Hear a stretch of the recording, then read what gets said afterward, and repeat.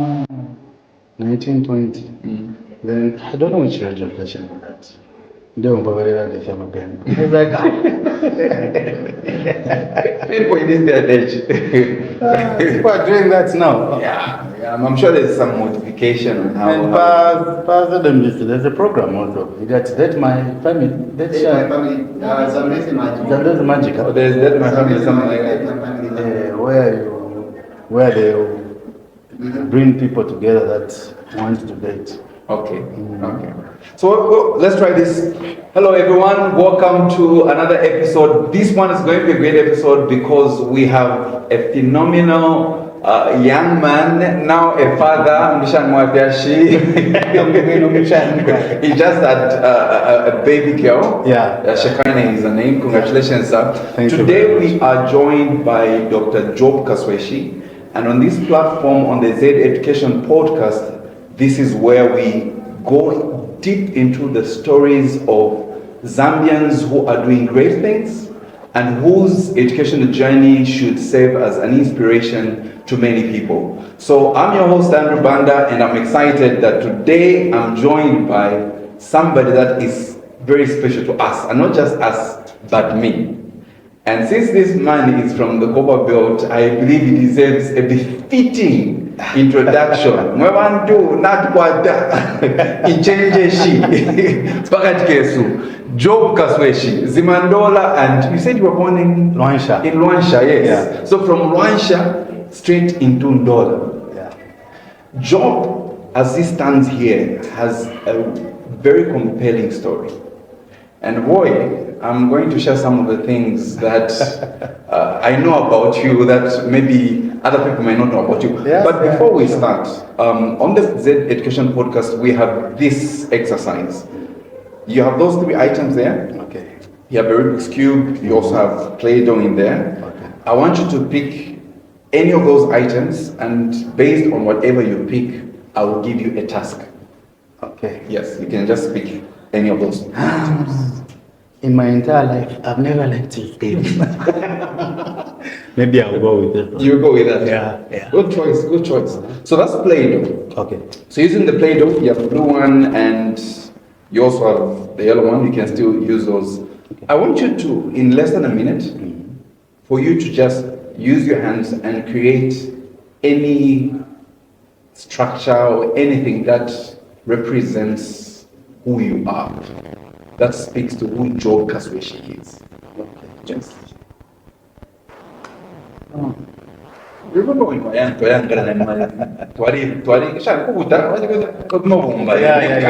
So use the Play-Doh and just create anything. Okay. It's tricky. Fiambwesha kuwaje.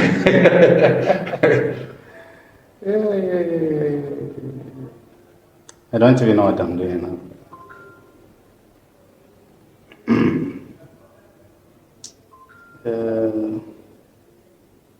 I'm sure you still have maybe 30 seconds to go.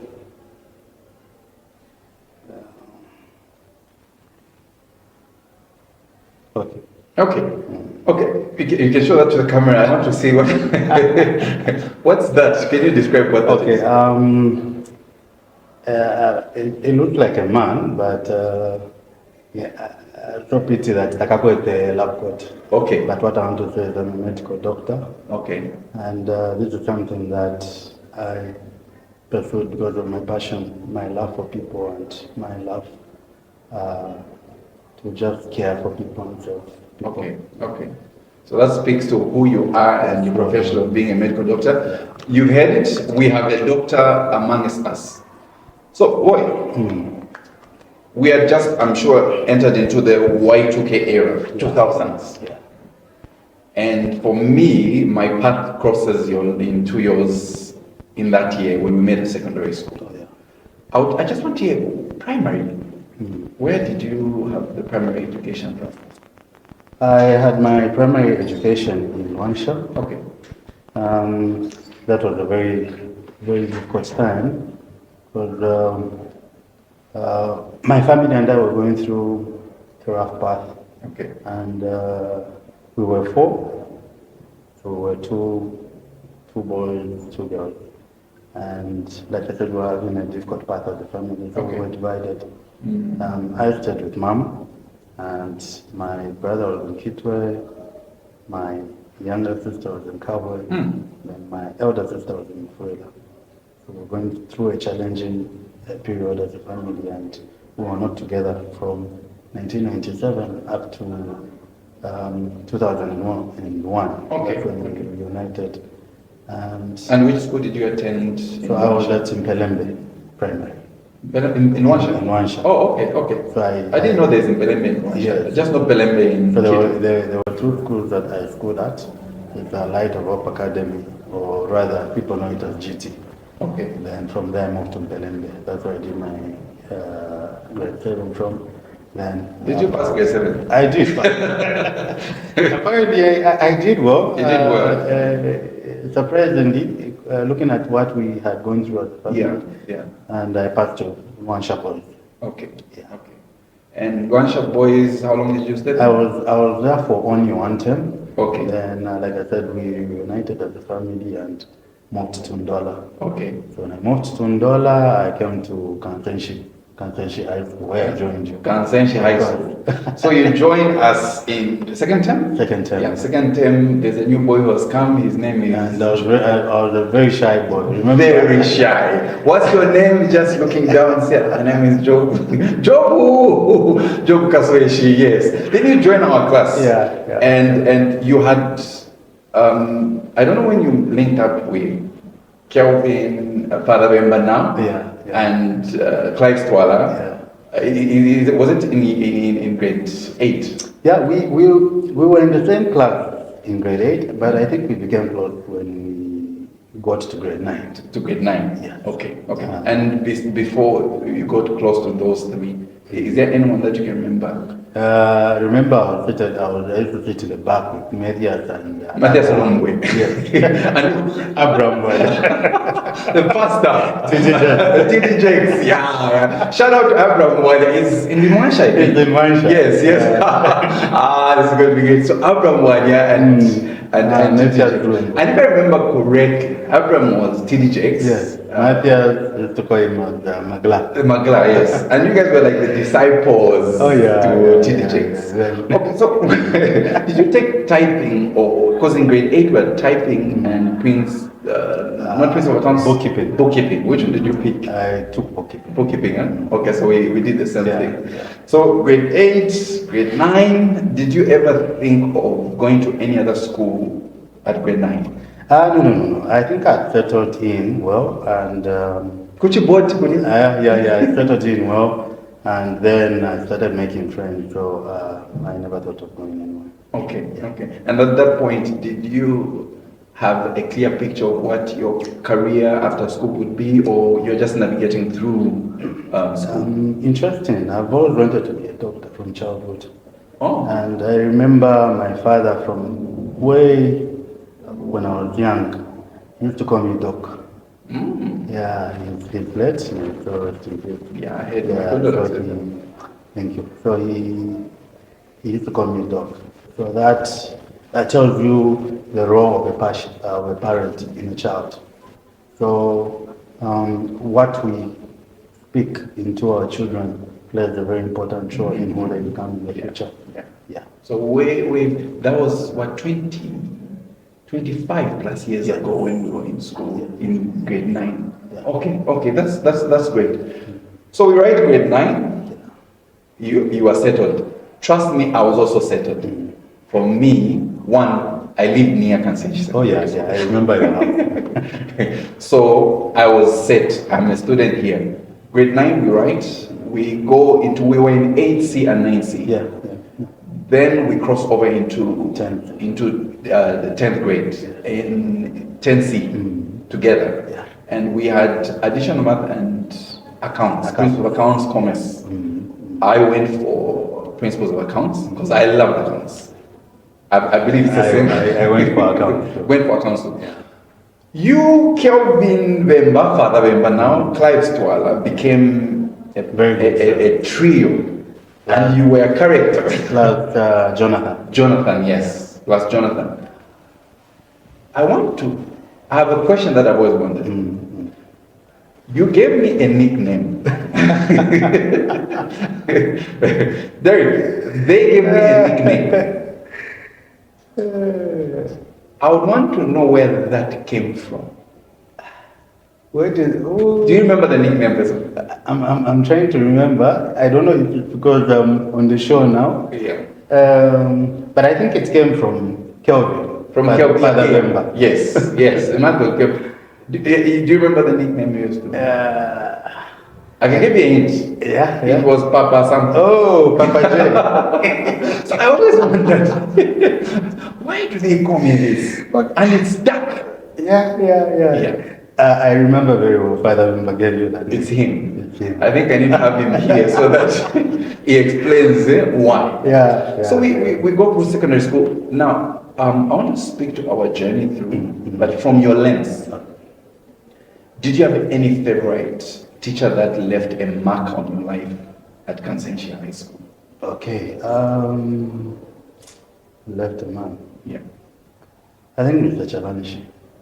I don't know if you remember him. Mr. Challenge was for mathematics, yes.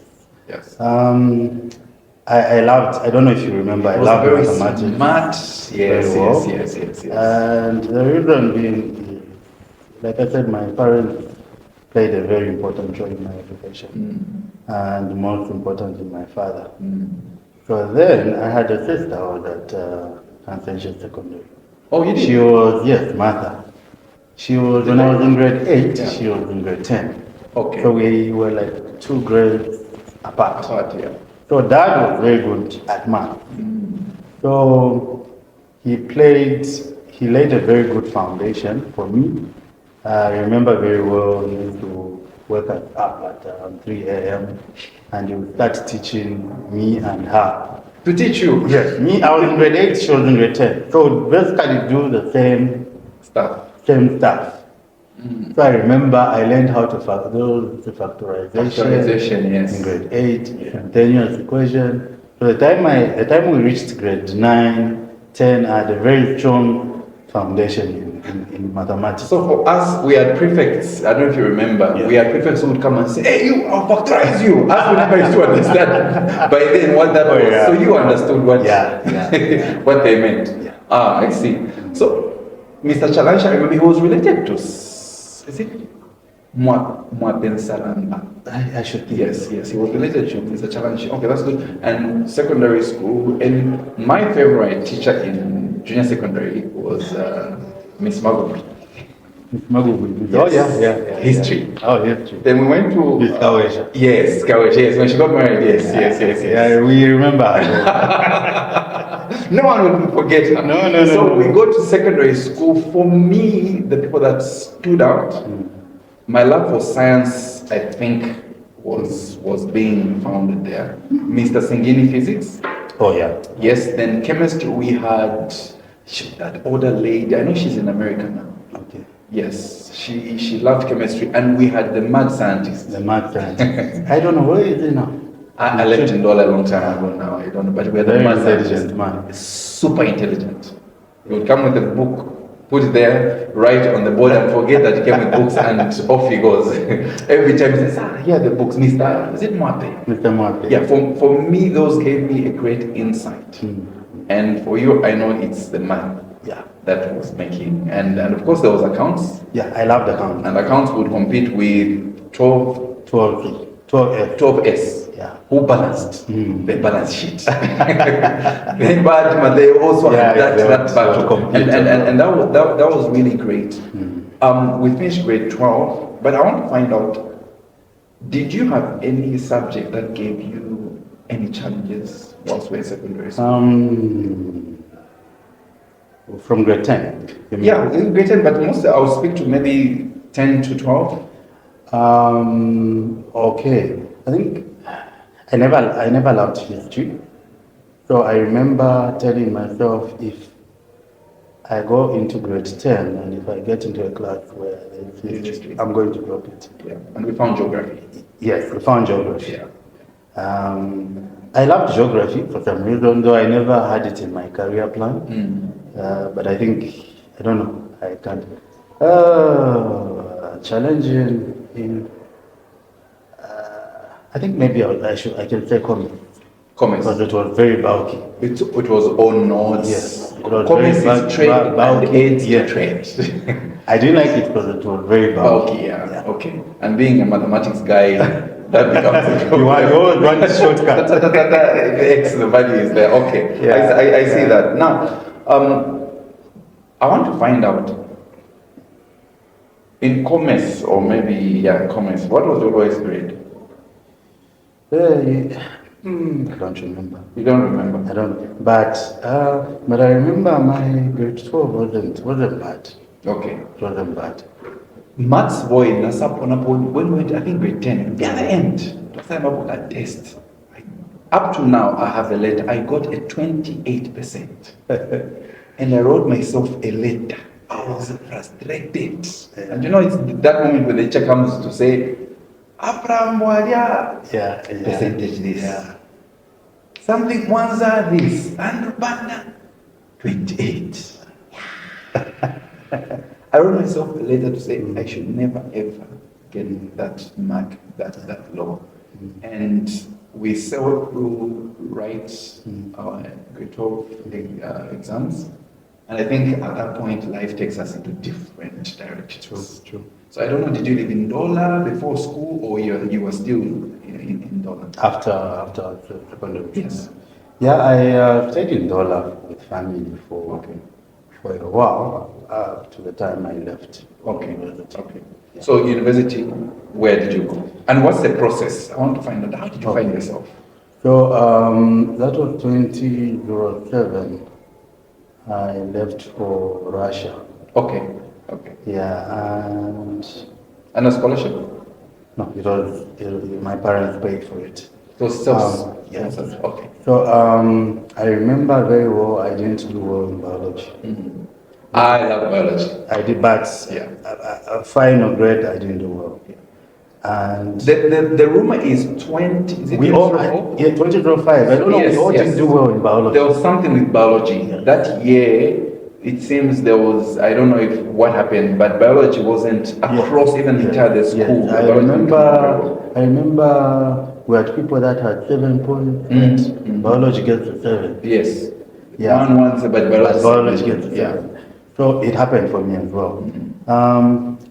This is where I am bringing up this topic to just encourage people to not give up on their dream. So when I practically failed biology, I had to sit for biology the following year. So you did GCE? Yes, I resat for biology. Oh, really? Because of what? Because I of wanted what to you pursue. do. Okay. Was that easy, or it was frustrating, because when you are going through life, the time never goes back. Time keeps time. Yes, the time always moves.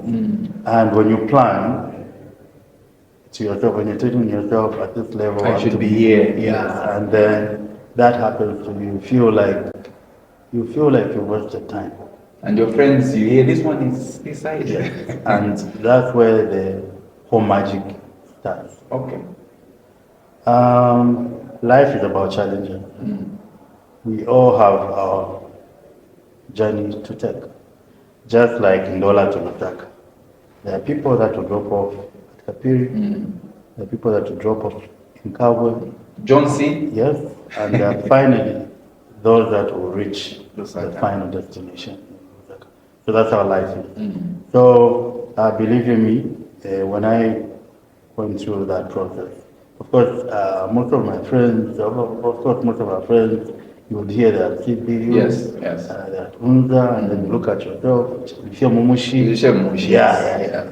And it was a bit frustrating, but I thank God I never gave up. And I am who I am today because of the decision I made last 20 years back.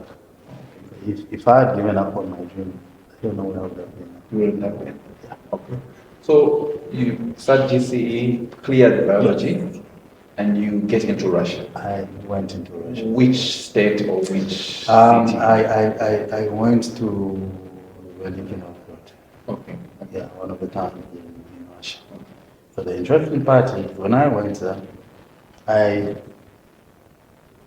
wasn't taught exactly that I was going to do my A levels in Russian, do Russian language first, and do A levels, and finally go into medical school and study in Russian. So the entire medical school was in Russia. So no, not for training. me. Okay. So I did the Russian language, then I did the A level, then I decided to switch university to an English one. So how fluent is your Russian? Yeah, it's Say something in Russian. Are you able to say Z Education podcast in Russian? Anything related to that? I don't know how to say it, but I can say привет, доброго пожаловать. Это Z Education podcast. Z Education podcast. Okay, and what did you say, sir? So I said, welcome. We are here. This is Z Education podcast. Okay, great. That's good. Thank So you. привет means hi. Hi, or привет. Kaptila means how are you. Okay, that's good. So from there you switched to university. Yes, I switched to an English. to Ukraine. Okay. Also, you went to Ukraine, and those are neighbors. Those are neighbors. Okay. So, if I may ask, were there still these tensions that we see now, the Ukraine war back then, or? No. That wasn't there. That was not there. Okay. And how long do you spend in Ukraine? So I was there from 2008 up to 2015. 2015. Yeah. Okay.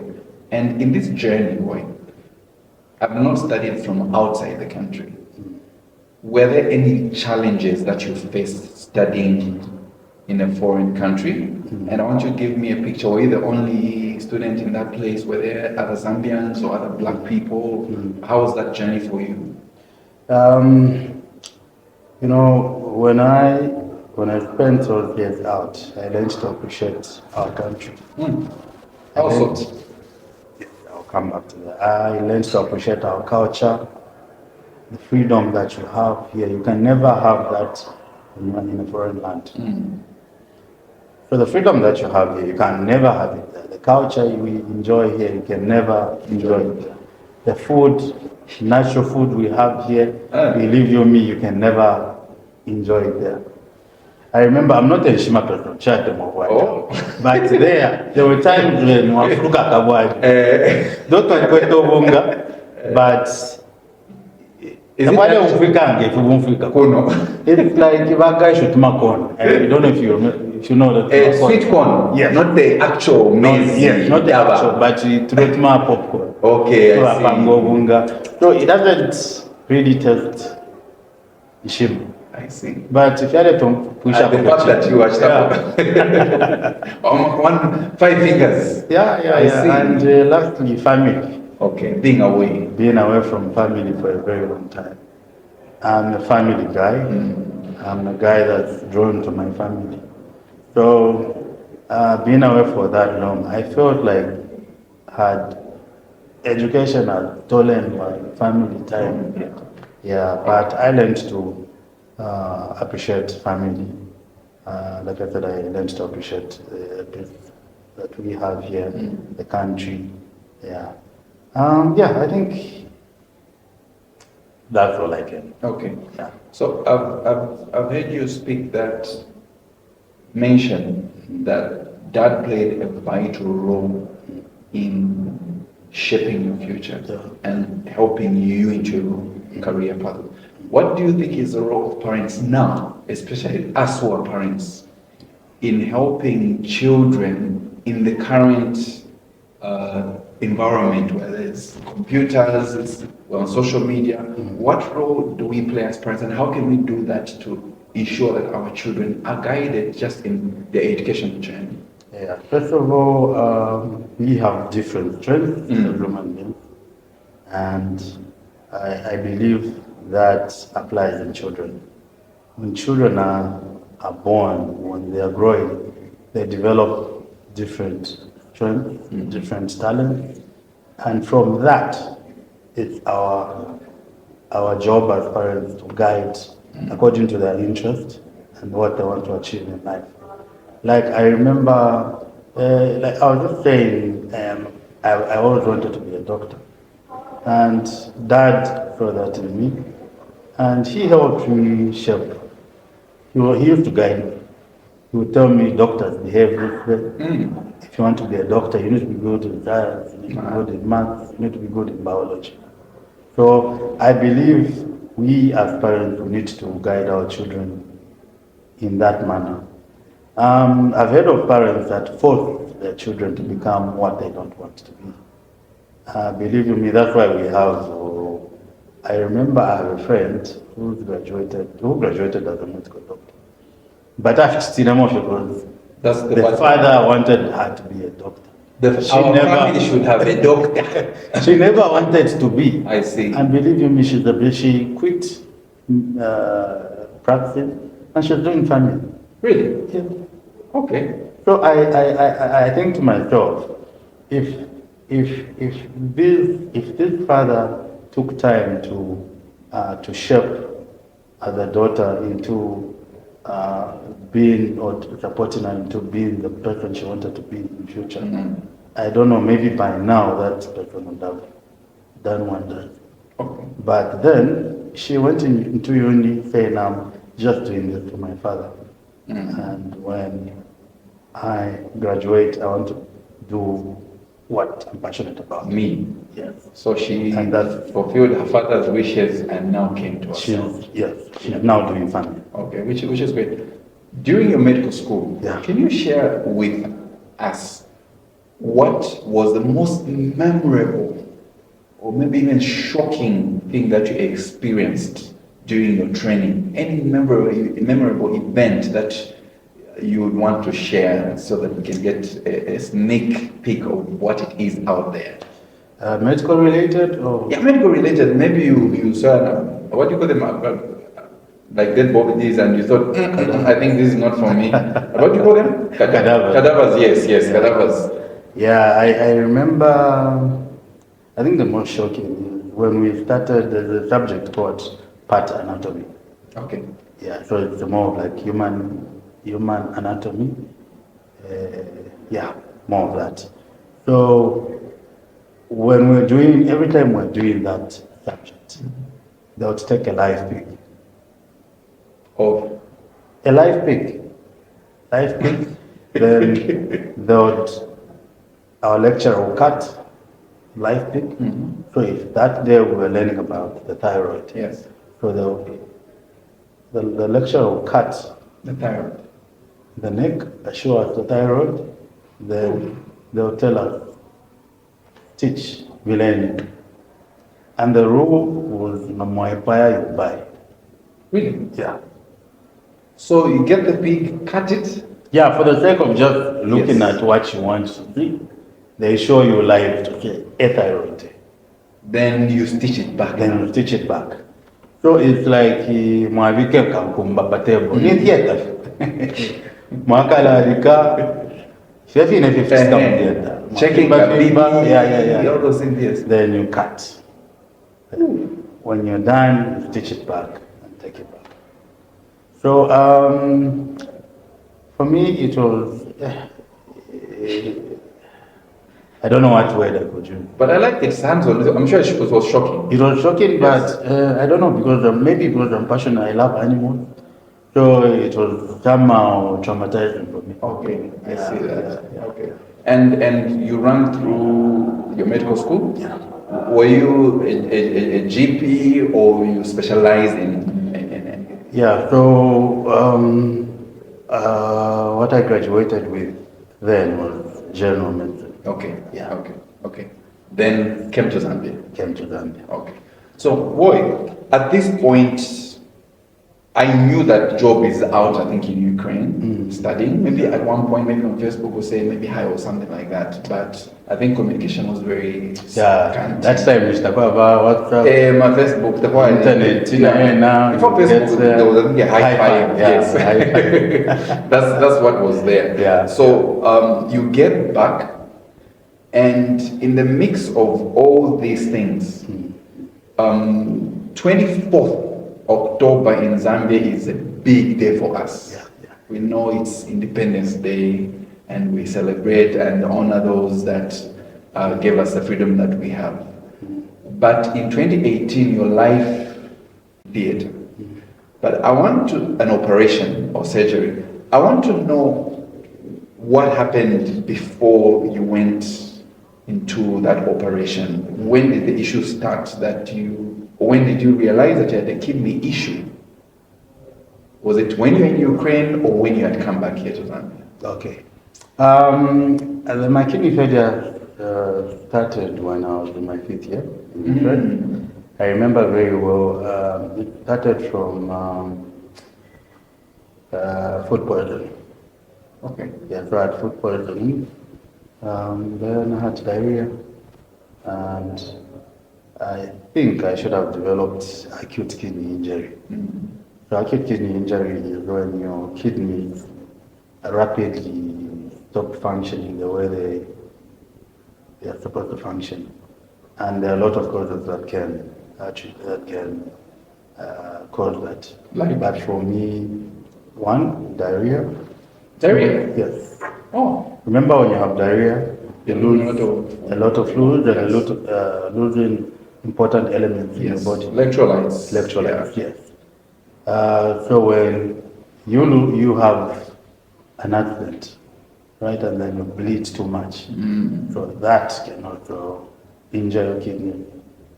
So the kidneys depend on blood for excretion. Yeah. So UTI, urinary tract infection, yes, can cause kidney failure. kidney injury. Injury, okay. Yeah, those are just a few. So for my case, I developed diarrhea. I was vomiting. Remember, food poisoning comes with diarrhea. Yes, vomiting. So I remember it was a Friday, and we just went out with my friends, got some food. I don't want to mention what we bought. Okay. It's a big company. It might. Yeah. I don't want to get no names. Yeah, so Saturday morning, I developed diarrhea and I was vomiting, and I was alone. So the whole Saturday, I was sleeping. I didn't eat anything, didn't drink anything. I was just going to the toilet, no kuluka. Then Sunday, same thing, I was in bed. I didn't eat anything, didn't drink anything. So I think I did develop dehydration. Then Monday, it was an Easter period actually. This time around. So it's April around this year. So it was an Easter weekend. So Monday, then I noticed that I couldn't urinate. And that's when an ambulance was called. I was taken to the hospital and they thought I had pancreatitis. But I was thinking, it can't be pancreatitis. If I can't urinate, then it's definitely something to do. So at that point, your training was also kicking in. You're also doing your personal diagnostics and all those things. Okay. So, so they did more investigations and then they confirmed it was kidney failure. So it was hard developing kidney failure in a foreign land, starting dialysis in a foreign land. I remember very well the school was very militant. They thought I was going to die. So they actually started forcing me to go. Just for that. Yes. Okay. So I'm a strong mood person. Marika. Imagine I was in my 5th year. I was only remaining with 1 year. 1 year. So me, I was looking at it at this angle. And I'm going to lose 2 years. Yes. And when I come back, I'd have lost time. So Narika no Kuwela. I remember very well. I used to attend classes. Yet on that, Nishna admit to the queen. But then 5th year is more like a clinical year. I see. So you just move from one hospital to another. Okay. Yeah. So Nadia Kurinishitimu hospitalized. Then you go. So from my hospital, I'll just change. But normally, I had a tube here. You feel now, just cover it now. Yeah. So I fought on, and of course I had lecturers that would look at me and feel bad or tell me, "Don't stress, go home." who know how to cover up your Yeah. yeah. So yeah, I went through that. So April till June we did our end of year exams, and 2013 I came back home. So you cleared? Yes. So that was the first time I came back home from 2007. Really? Yes. So you never used to come back? No. From 2007 I only came back home in 2013.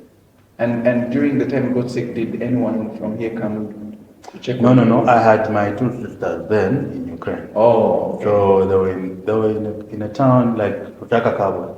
So per weekend they would They would come come through, see okay. me. Yeah, but my friends took care of me. That's wonderful. Okay. So after that, you came back? Yes, Yeah. I came back. So kidney failure is on two levels. There's AKI, acute kidney injury, and chronic kidney Chronic, yeah. disease. So acute is very dangerous because it requires treatment immediately. Chronic kidney disease it happens gradually. Not a pain, but slowly, and you can't tell Until it's done? Until it's done. Okay. So what really causes chronic kidney disease is hypertension, diabetes. These are the highest causes. Yeah. And the other one is when you have acute kidney injury and it's not treated within the 3 months. So actually 3 months not treated, it becomes chronic in sharp. So there are certain patients that are chronic that don't need dialysis, and there are those that are chronic that need dialysis. How do you determine that this one needs dialysis? So you check the kidney functions. Okay. Yeah. You check the kidney functions will tell you that this person needs dialysis. And Is it a once-off check, or maybe you say we're going to check for over 3 months and see how the kidneys are? Yeah, so what determines your urine output? Remember when you stop urinating, and you see how, because the body needs to excrete excess water. Normal system. So yes. meaning that our that water piles up inside, and you develop what we call pulmonary edema. Okay. Pulmonary edema is where the water starts to pile up in the lungs, and that can cause death. Okay. So I was lucky enough, I did dialysis, I think 20 sessions in Ukraine. So when I came back, I was out of it. And the 20 sessions were over a period of? It was over a period of 20 days. Okay. Yeah. So I was out of it, and then I became a chronic kidney patient that didn't need dialysis. Okay. So I came back in 2013. I remember my creatinines then were around 300 something. So the normal ones from 90 to 107. So mine was at 300. That's way high. Yeah. I was okay. I could move, urinate, so it became the normal life. Did you still have the catheter? No. They removed it. They removed it, okay. So 2013, I go back. 2015, I graduate. I get posted to Lewanika. Then it started again. It came back. Yeah, it came back, but then I was already chronic kidney that didn't need dialysis. Dialysis. But then I needed dialysis because my kidneys, they are different grades in kidney failure. There's grade 1, grade 2, grade 3, grade 4. So where were you at that So point? I reached grade 4. Grade 4 is now where you now need dialysis to live. Yeah, and I remember very well. I was on call, and then I was feeling very weak. Okay. That was Lewanika General, Devon what they call the on call. Okay. I called it. So, and then I was called to go and review a patient, and Pakuya, I almost faint. I almost fell. And I felt, this weakness that I've never felt before. And then something told me I need to check myself. So when I checked, and that's when I was told, no, you are in. There were 4 kidney diseases. You urgently need dialysis. And how did you receive that? So then, Lewanika General, then The only dialysis centers we had in the country were UTH, Yeah, UTH. Dollar Teaching Hospital, Livingstone, Kitwe? and Kitwe, Yeah. just 4 hospitals. So meaning wherever you were in the country, if you needed, move you to have these to centers. move to Lusaka, then yeah. So I remember very well Nataka Kola ko Lusaka and then became worse until eventually I was taken to UTH and started dialysis. Yeah. And dialysis is not cheap. No, it was free. Oh, it was free. It was free. Okay. It is still free. The It is government free. pays for it. So you only pay in the private. You only pay, no, even in the private, NIMA pays. Okay, yes. Okay. If you are a NIMA member, so NIMA, wherever you are accessing your dialysis services from, the government through NIMA will pay. Okay. Okay. Yeah. So the NIMA covers dialysis Yes, patients, yes. which is a very good thing. It is a good, yes. It has served a lot of people and it has just decongested UTH. Yeah. Yeah, because when I was a patient at UTH then, we were very, and Against then, how many machines? Because how many were there? 1, 2, 3, 4, 5. I think let's say about 15, 20. yeah. And then we're about maybe 150.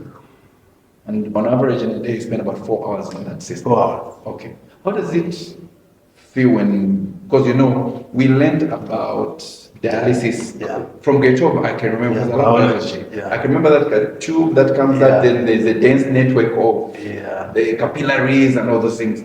Then we learned about that model of blood leaving your blood into the dialysis machine. I remember in biology. What's the experience sitting on that machine? Is there anything you feel when blood is getting out of you? No, you don't. Does it drain you after you leave the session? Of course you feel tired. Okay. So when you are starting dialysis, they insert a tube called a catheter. So it's got like a two-way thing. So one tube goes to the vein, one tube goes to the artery. There's red and blue. Red and blue. Which one is which? So the red goes to the vein, Okay. and the blue goes to the artery. Okay. So it's like an osmosis thing, System. where there's one tube that takes blood to the machine, the other tube gets blood from the machine to the body. Okay. So it's like a recycle thing going on. Okay. Yeah. Okay. For 4 hours. So once you were in that level, at what point did you now need a transplant? Because for me, at this point, I have no idea what's happening in your life. The only point when I see you is post October 24th, when you have to clear it, because from the tabloids that were published, you were the very first case of a successful kidney transplant in Zambia. And it's evident today. Yeah. So at what point now does it get to that point that you needed that? And who gave you the kidney? So when you reach, remember I said there are 5 stages, Yes. right? So when you get to grade 5, so grade 5 is what we call end stage kidney disease. So at that level, you either live on dialysis for life or you get a transplant.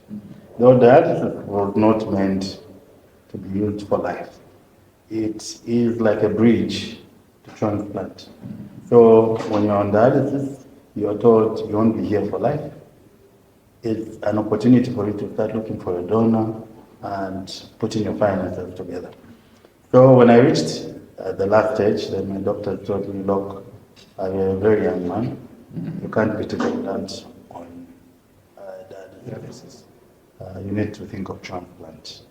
For us, we can't do anything anymore unless you want to be on dialysis machine for life, which is not sustainable. So I remember I went home that day feeling very sad.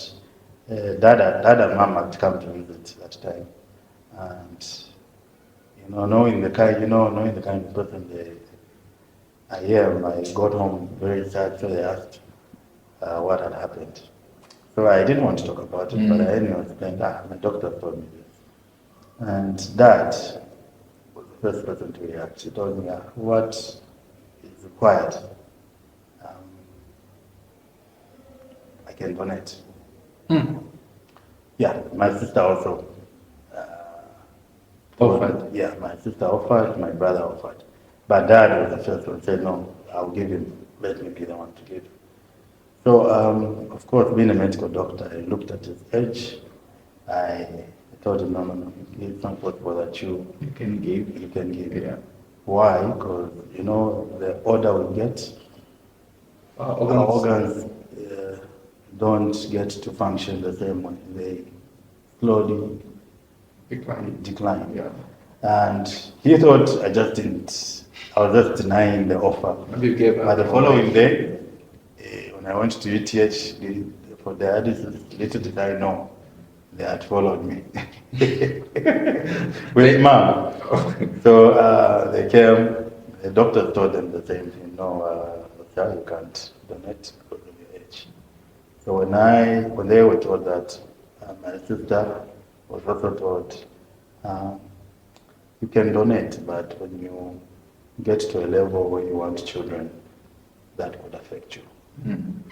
So now the only option was my brother Tinashe, was a lawyer. So he said, no, I can give. And it was very stressful for me then, because then he had just gone to Ziadi. And you know how Ziadi is. That's a stressful place, yeah.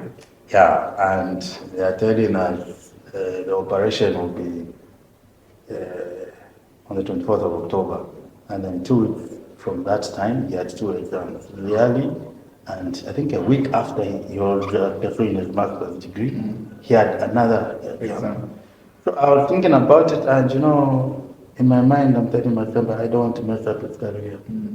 But he was bold enough to tell me, no, look, I've been seeing you suffer. Let's do this thing once and for all. Yeah, I forgot to mention that I used to go for my dialysis machine session at 3 a.m. Oh, really? So 3 a.m. I would leave my house, drive to UTH alone, do my dialysis at 8, done, then go back home. Okay. So I used to do that 3 times in a week. So, you reach a level where your body starts to tire. Yeah, and my brother came through for me. Wow, that's amazing. Yeah. Is there any counseling before the operations? Because 24th of October, for us, we are celebrating Freedom Day, also getting freedom from the dialysis machine.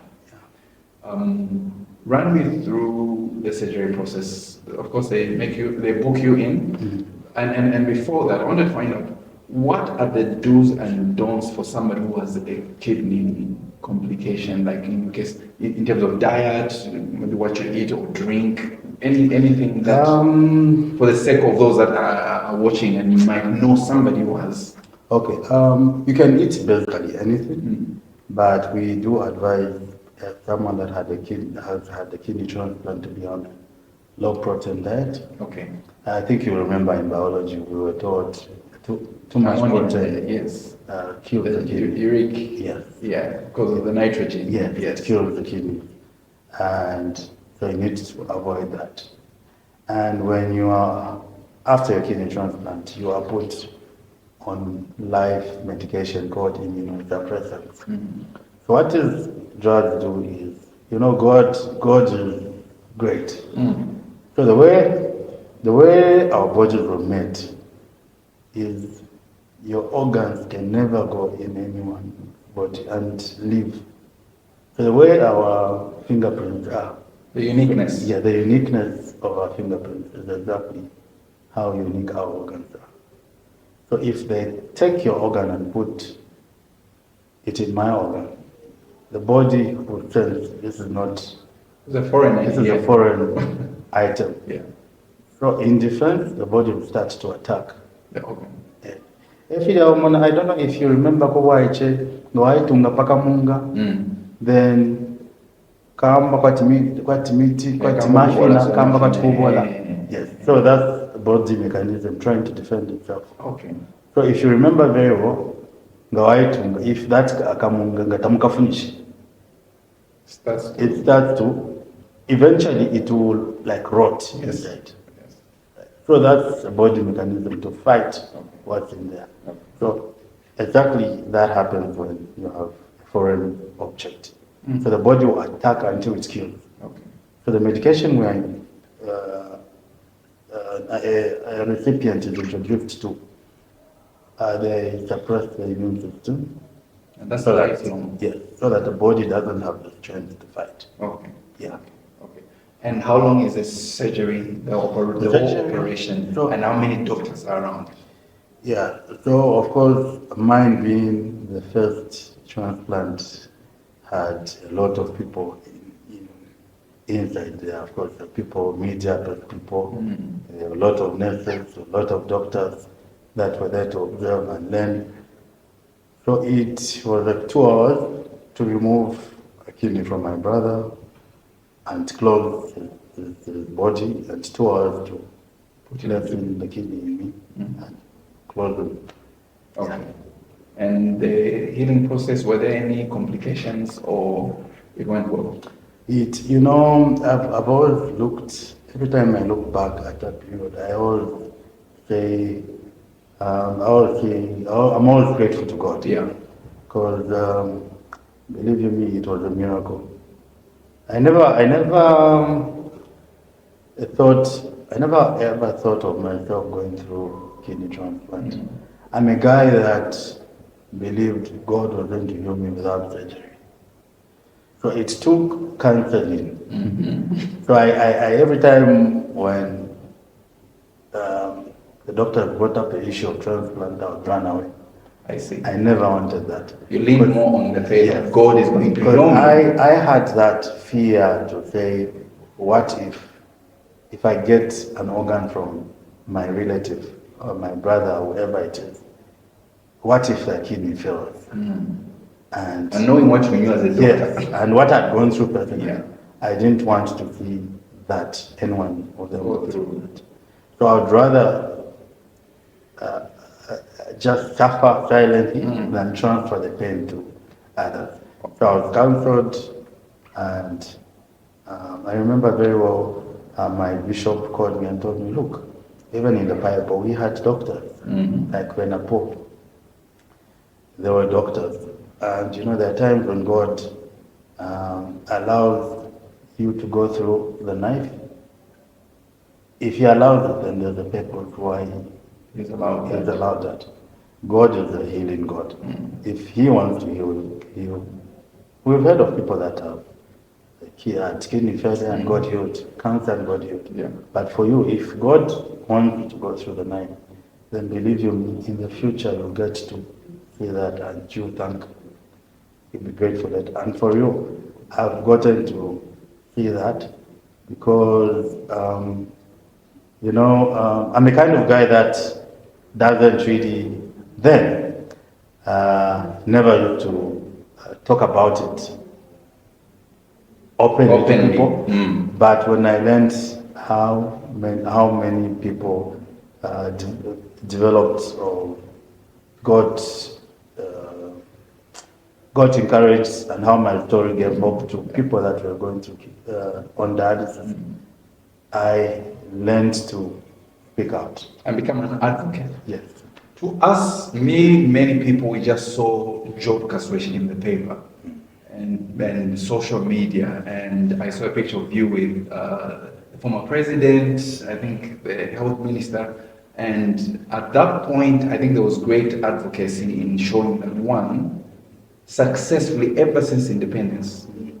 I take it maybe there had been other attempts, I don't know if you can speak to that. No. They never attempted. So this was the first attempt, and it was successful, Yeah. which was a great milestone It was. in our medical practice in Zambia. And has there been any other successful operations that you might know of after that? Because that, I'm sure, informed our training in our medical schools to that end. So have there been any other? Yeah, of course. My transplant opened a way for that project. So currently, We UTH is conducting kidney transplant, National Heart, Hospital, yeah. yes, and the extension will go to other hospitals like in Dola. Yes. Yeah. So far this year we've done 5. Amen. That's great. We've done 5 this year. We've done 21 in total from From your time to yes. here. Okay. Of course, our target this year is to reach just this year between 20 to 35. Okay. Transplant. That's great. That's great. What message would you give to anyone who is going through a kidney injury? And I'm sure you haven't been in that space where you're questioning, am I dying?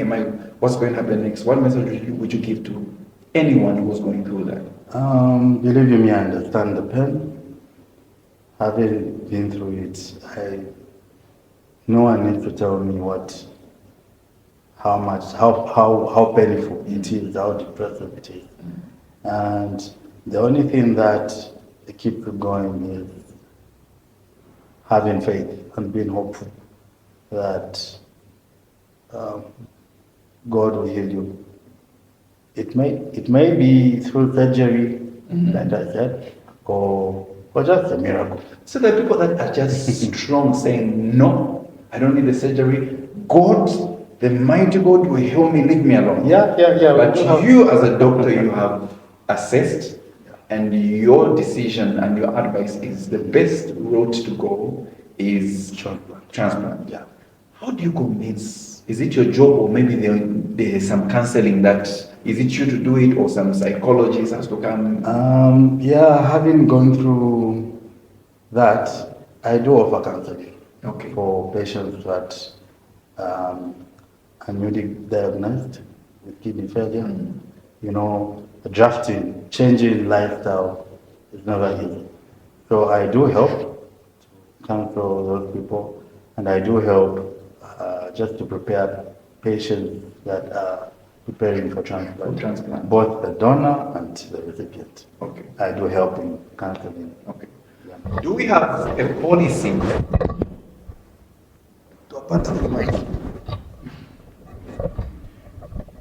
5 minutes. Okay, we're wrapping up. I can.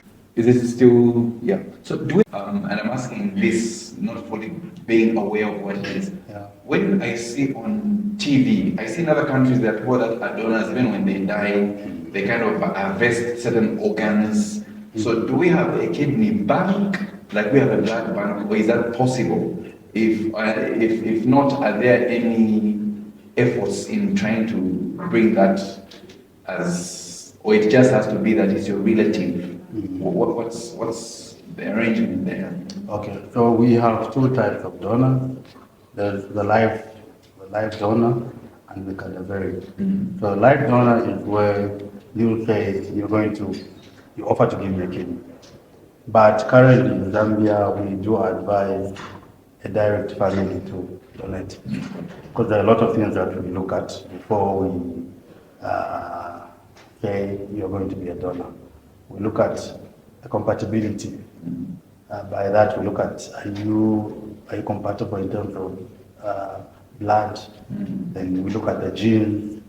Why do we do that? Because there's what we call organ rejection. So if the genes are different, if there are no similarities in genes, there's a very high chance that even after transplant you get a rejection. I see. Yeah.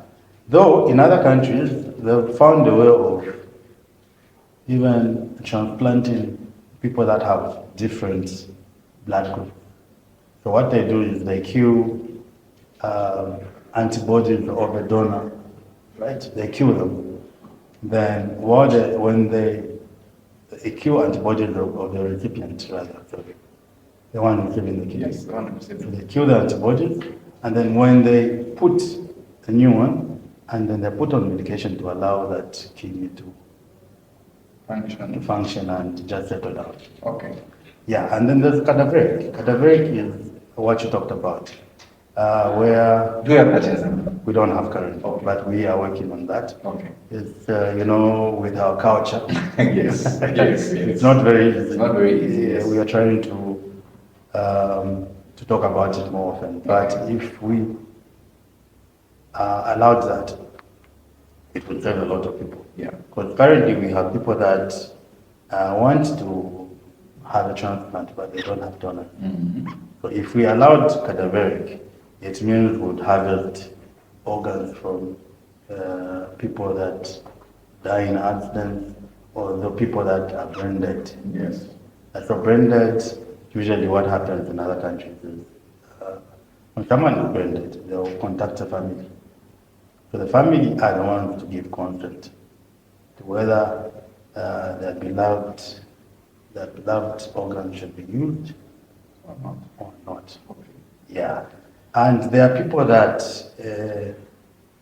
when they're alive, they'll just donate. Say, me when I die, I want you to give me organ. Yeah. Okay. And I think 4 or 5 years ago, my wife and I, we thought of giving back to the community. So we thought, where could we have greater impact? We got UTH and we land in the renal pediatric renal ward. Yeah. So there we meet good staff like Sister Jane. I may not remember the others, but Sister Jane is one that we've worked with. Whilst I'm speaking with Sister Jane, we're told the formalities, write a letter. We wrote the letter. One of the administrators happens to be a former schoolmate to my wife. Oh, really? So it becomes very well. Sister Jane mentions a name to say, yeah, we work around here and we also have Dr. Job. So I'm saying, Dr. who? Job. Job who? She says, Kasweshi. I said, that's my friend.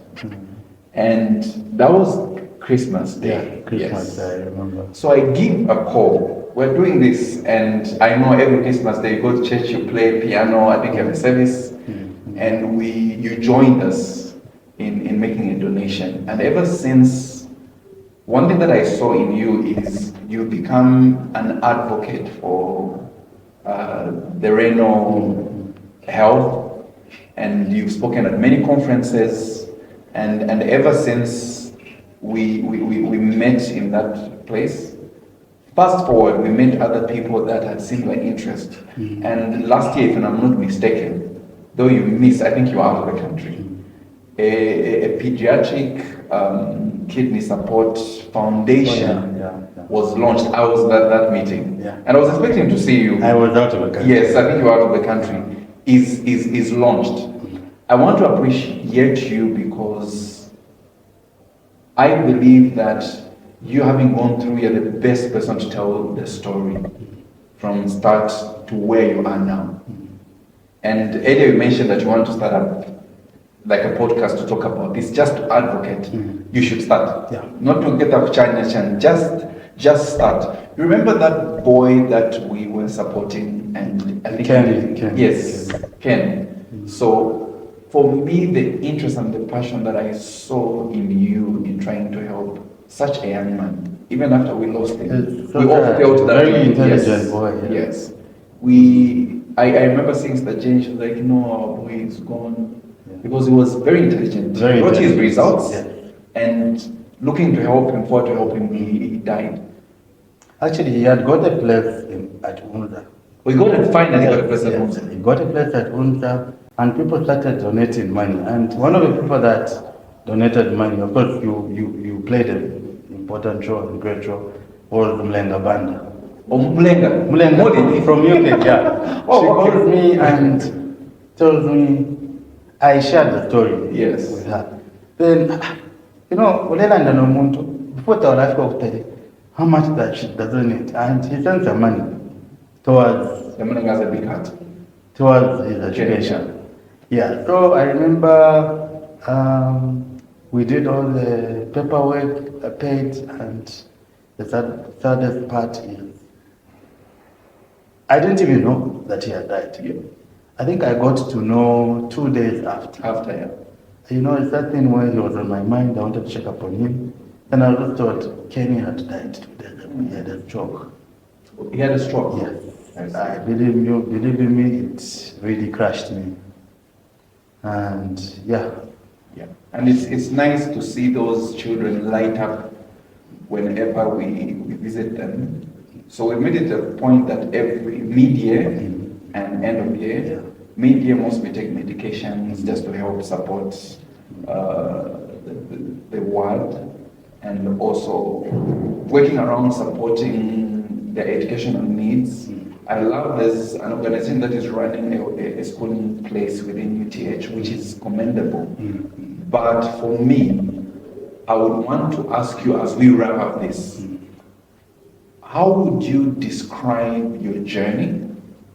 And what would you then tell any young person who is going through school and maybe has an underlying health challenge?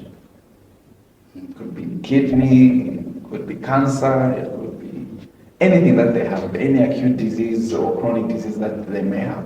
What message would you give? It's never easy, but all in all, it's very important to have a positive mind.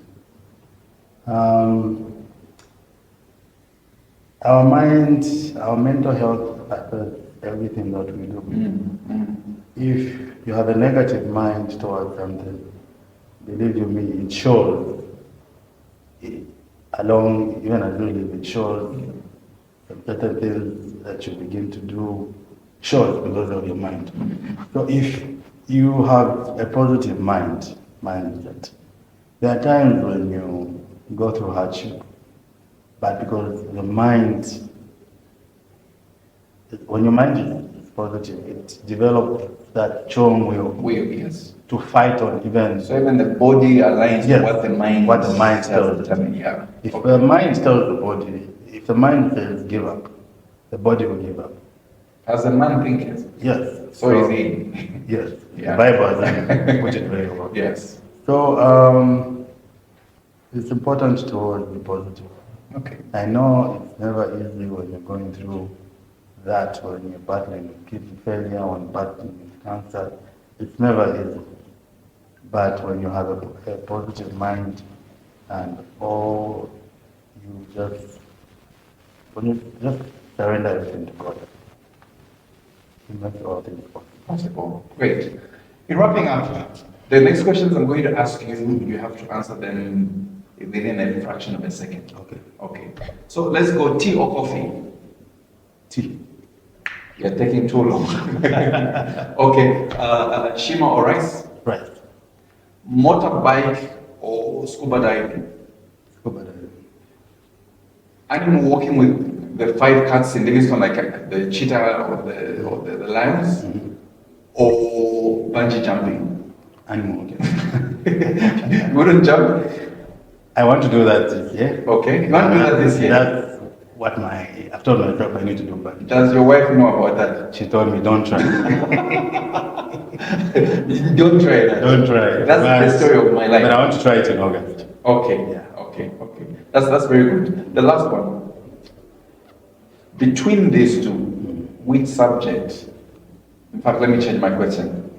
If you were to create a subject in our entire education system, a new subject, what subject or course would it be, and what would you name it? I think it will be health related, something that will be attributed to how you live and take care of your body.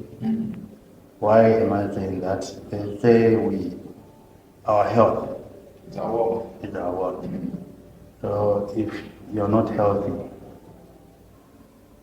you will never enjoy life, even if you have money.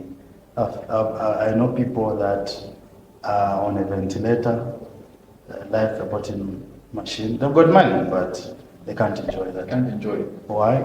Because of their health. So now health, there are times when you get to a certain condition because of the way you live behind. Like, I can give an example of hypertension. There are times when the thought, we always say don't add thought to the head. Yes. So whenever you do that, you actually put in a risk to yourself. Really? Whenever you eat fatty food, you actually put in a risk to your heart. Okay. So the longer you do that, over a period of time, your heart will tell you, I'm tired. I'm tired of your habits. Yes. So if we learn to live healthy, avoid certain habits, we would live long. How has education transformed your life? It has greatly transformed my life, because then I've learned how to relate with people, which is the most important thing. I've learned how to handle certain things. There are certain things that you can only learn from education. And just how to live life. How to live life? Yeah. Well, that's something. Anything you want to speak before I close this session? Thank you for having me.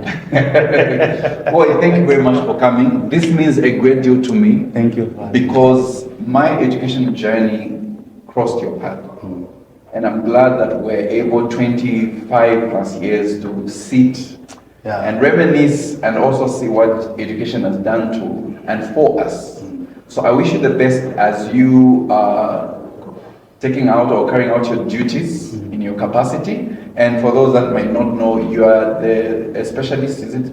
Are you still under Reno? Are you still in RRT now? Yeah, I am still doing Reno. Okay. Yeah, and I am also an ART coordinator at the Ministry of Health. Congratulations on that. So thank you very much for gracing us with your presence. Thank you. I hope that one day we'll have another conversation on how far we've gone with the championing of Reno Health. And remember, December, 25th December, come. you have to be there. Last year you didn't come. And last year we had, there's a company that came on board, I won't mention them, but they came on board and the donation was big. It was great and it was nice. But of course under the foundation that you and the other team, shout out to Elizabeth, Muka and team for facilitating the birth of the foundation, primarily helping the kids. Which is great. Before we had a kidney transplant, pediatric kidney transplant. No, when? In February. This year? Yes. Successful transplant. Yes. So, I didn't know about that. Yeah. Okay, which is amazing. Which is amazing. Meaning our health system and care systems are improving. By far. In Zambia by Zambians. Yeah. Zambia Kuchala. That's good. Thank you very much for being part of this episode. We've just listened from the life of resilience, determination, and grace from Dr. Job Kasweshi. Until next time, remember to subscribe to our channel. It's the Z Education Podcast. He hasn't cleared where the gate from the lunch came. Where? Oh, the gate from lunch? Yes. Can I ask him that question? Yes. Boy, you're born in Luanshi. I was born in Luanshi. Luanshi is known for two things, if you ask me. Kumpatama because of package shala. And the gate. The great PK. Yes. So you were born in Luanshi. Born in Luanshi. And you schooled in Luanshi. Gate, what's with that gate? What's the history? Because I hear it will be open at 05, then 17 hours by sun. That's a story we had in Mindon. To say when they show over what's the issue? Well, I don't know much. I've never thought of learning much about that yet. But yeah, I've heard similar stories like that.